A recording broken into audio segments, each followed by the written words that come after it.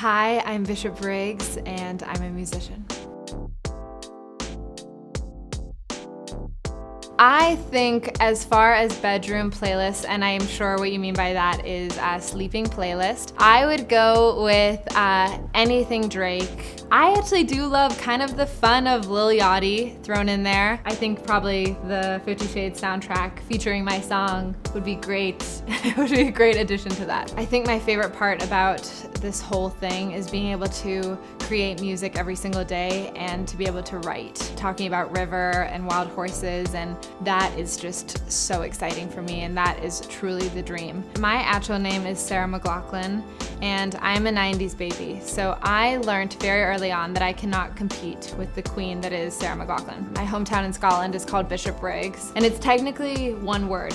So my family is still annoyed at that I've made it a first and last name. I thought it would be a good way to remember my family and remember the people that have supported me, and to kind of have that grounding every time I introduce myself. So my entire family is Scottish. They all have thick Scottish accents. We got to Japan. It was my first day of school. I was 4 years old.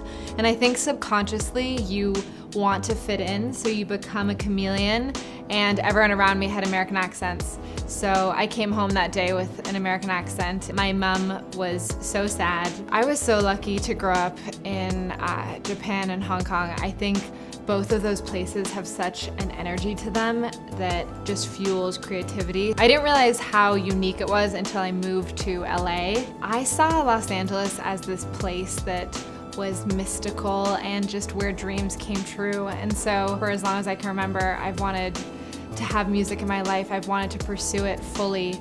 And it just so happened that I saw LA as the place to be. I think the weirdest thing I ate while I was in Asia was haggis. I don't want to insult anyone, so I'm just gonna say it was an experience. When I was living there, I was under my mom's roof, and she is very Scottish. She's not a fan of tattoos. First of all, I was a goody two-shoes, so I never got yelled at. Something that my parents would say is, "What you talking about?" It's like, I don't know. First tattoo was this one, and it's a mountain lion. It's actually in a stack of medicine cards that I have. You know, I'm kind of Bambi, but when I'm on stage, I'm very ruthless. I just have no fear. And I think it's easy to forget that in my everyday life, so I thought this could serve as a reminder. I found a way of escaping feeling overwhelmed was to get tattoos. I mean, it was hours of sitting there, breathing.